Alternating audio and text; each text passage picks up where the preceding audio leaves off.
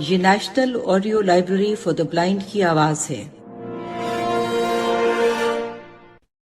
کتاب کا نام 9 لکھی کوٹھی، مصنف علی اکبر ناطق، اور آپ کے لیے پڑھیں گی فرحہ علی۔ باب نمبر 20۔ شیخ صاحب، میں اس معاملے میں آپ کی کیا مدد کر سکتا ہوں؟ ڈپٹی کمشنر نے فائل کا سرسری مطالعہ کرنے کے بعد تحمل سے بولنا شروع کیا۔ قتل اور لوٹ مار کی FIR کٹ چکی ہے۔ کیا نام ہے آپ کا مسٹر؟ حیدر۔ غلام حیدر کی طرف منہ کرتے ہوئے، آپ خود پرچہ کے مدعی بن چکے ہیں۔ سدھا سنگھ نامزد ملزم قرار پا چکا ہے، اور سب سے اہم بات یہ کہ خود ولیم دلچسپی لے رہا ہے۔ غالباً کچھ دن پہلے اس نے مجھ سے اس بارے میں سرسری گفتگو بھی کی تھی۔ میرا خیال ہے وہ اس قصے کو جلد ہینڈل کر لے گا، آپ اس بارے میں پریشان نہ ہوں۔ شیخ مبارک علی نے مزید گزارش کے سے انداز میں کہا، حضور، ہمیں گورنمنٹ کے انصاف سے کچھ اندیشہ نہیں، مگر صاحب نئے آئے ہیں، سنا ہے ابھی مزاج کے کھردرے ہیں۔ آپ اس بارے میں ذاتی طور پر کمشنر صاحب کو ہدایات پھر بھی دے دیں تو نوازش ہوگی۔ ڈر ہے اگر دیر ہو گئی تو خدا نخواستہ کچھ مزید خرابی نہ ہو جائے۔ آپ تو جانتے ہیں سکھ آخر سکھ ہوتا ہے، سمجھنے میں دیر کرتا ہے۔ ڈپٹی کمشنر ہیلے نے اپنی کرسی کو یکدم مکمل گھما کر سیدھا کیا اور شیخ صاحب کی آنکھوں میں دیکھتے ہوئے بولا، شیخ صاحب، مجھے تو اپنے تجربے سے کبھی یہ محسوس نہیں ہوا کہ مسلمان اور سکھ الگ الگ دماغ کے ہیں، بس داڑھیوں کی لمبائی میں فرق ہے۔ آپ فکر نہ کریں، دونوں عقل کے ایک ہی قبیلے سے منسلک ہیں۔ شیخ مبارک ڈپٹی کمشنر کی بھرپور طنز کو محسوس تو کر گیا، پھر بھی چہرے پر خوشگواری کا تاثر لاتے ہوئے دوبارہ بولا، سر آپ میری بات کہیں اور ہی لے گئے۔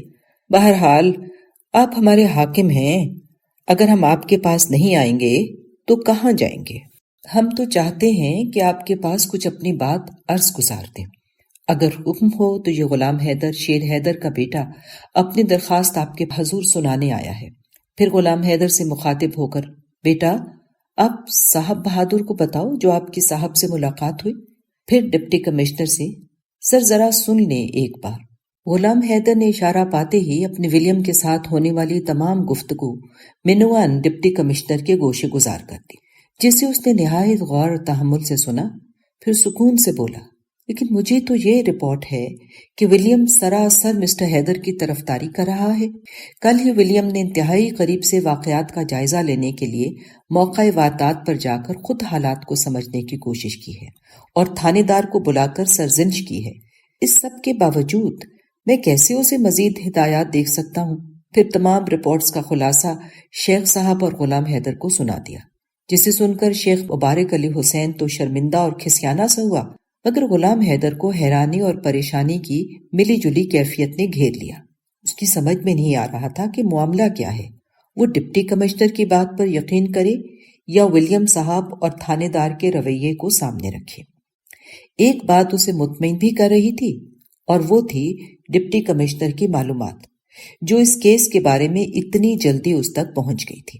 اس نے سوچا، اگر یہ سچ ہے کہ ڈپٹی کمشنر سے لے کر ولیم تک میرے ساتھ منصفانہ رویہ رکھتے ہیں، تو کیوں سردار سدھا سنگھ کی گرفتاری کے لیے تھانے دار پر دباؤ نہیں ڈال رہے، جبکہ آج اس واردات اور قتل کو 8 دن گزر چکے ہیں؟ غلام حیدر یہ سوچتے ہوئے ڈپٹی کمشنر سے مخاطب ہوا، مگر سر، سردار سدھا سنگھ کی گرفتاری کے لیے کون سی مشکل ہے کہ ابھی تک وہ حوالات میں نظر نہیں آتا؟ آپ کی سرکار میں پہلے تو کبھی ایسی تاخیر نہیں ہوئی تھی۔ میری خبر کے مطابق وہ ابھی آرام سے نہیں بیٹھا، نہ بیٹھے گا، مزید کوئی نہ کوئی فساد پیدا کرے گا۔ ڈپٹی کمشنر نے بسکٹ کا ٹکڑا منہ میں ڈالتے ہوئے کاندھے اچکائے، پھر شیخ مبارک علی حسین کو مخاطب کرتے ہوئے بولا، شیخ صاحب برخوردار کو سمجھائیں، اپنے مزاج کو ٹھنڈا رکھیں، گورنمنٹ کے کام کرنے کے اپنے طریقے ہیں، ویسے بھی یہ چھوٹے موٹے کام پولیس انتظامیہ کے حوالے کیے جا چکے ہیں، کمشنروں کے کرنے کو اور بہت کچھ ہے، کچھ اصول اور قاعدہ ہوتا ہے، ہمیں معلوم ہے اس معاملے میں تاخیر ہوئی ہے یا نہیں۔ سدھا سنگھ جلد گرفتار ہو جائے گا، اگر آپ پھر بھی مطمئن نہیں تو میں ولیم سے تاکید کر دیتا ہوں۔ یہ کہہ کر اس نے شیخ مبارک علی حسین کی طرف الوداعی سلام کے لیے ہاتھ بڑھا دیا۔ اس کا مطلب تھا کہ میٹنگ کا وقت ختم ہو گیا ہے۔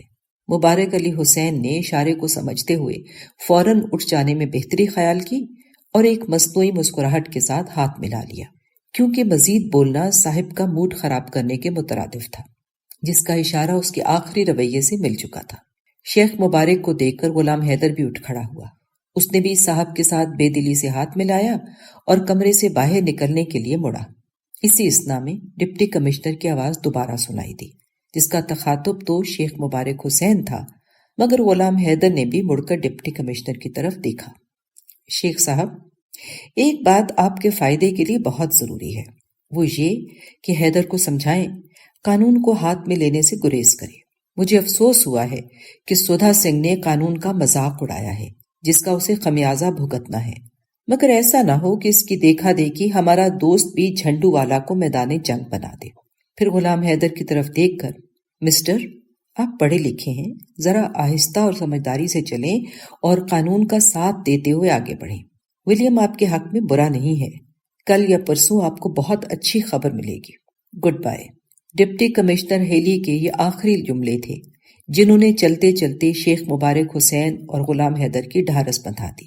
خاص کر یہ جملے شیخ صاحب کو بہت ہی پسند آئے، جو بڑی دیر سے اپنی خجالت کو محسوس کر رہا تھا اور سوچ رہا تھا کہ اس نے ناحق غلام حیدر کے ساتھ ڈپٹی کمشنر کے پاس آ کر اپنا بھرم گنوا لیا۔ اب کمشنر صاحب کے ان باتوں سے شیخ صاحب کی کچھ نہ کچھ عزت رکھ لی گئی تھی۔ غالباً کمشنر صاحب نے آخری وقت میں محسوس کر لیا تھا کہ اس کے ہاتھوں سے شیخ صاحب کی ذلت ہو گئی ہے، شاید اسی لیے اس نے یہ چند کلمات ادا کر کے تقدر دور کرنے کی کوشش کی تھی۔ معزز سامعین، جو ریکارڈنگ آپ نے ابھی سماعت فرمائی، اسے national audio library for the blind کی جانب سے پیش کیا گیا ہے۔